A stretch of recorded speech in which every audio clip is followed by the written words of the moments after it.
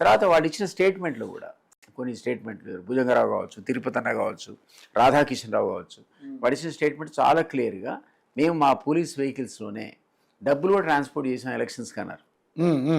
ఓ దగ్గర గెలుపుకు ఓ దగ్గర ఓటమికి వాళ్ళ ట్రాన్స్పోర్టేషన్ కారణమైంది. నిజానికి ఎలక్షన్ కమిషన్ సూమోటోగా స్టేట్మెంట్ తీసుకొని కొన్ని ఎలక్షన్స్ రద్దు చేయాల్సి ఉండే అసలు ఇప్పటికే యాక్చువల్ అయితే అంత క్రెడిబుల్ వార్తలు ఇచ్చారు వాళ్ళు.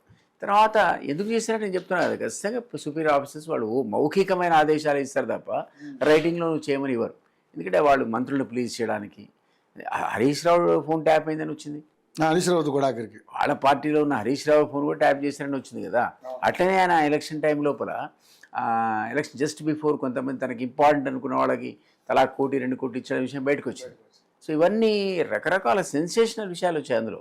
సో వీటన్నిటికి కూడా వాళ్ళు ఆన్సర్ చెప్పాల్సి వస్తుంది. దీనికి చీఫ్ ప్రభాకర్ రావు కాబట్టి అవునా కాదా అనే విషయాన్ని ఆయన కనుక రేపు పొద్దున నిజమే మాకేనే చెప్పాడు, కేటీఆర్ చెప్పాడు, లేదు చంద్రశేఖరరావు చెప్పాడంటే ప్రాబ్లమే, they land in to trouble.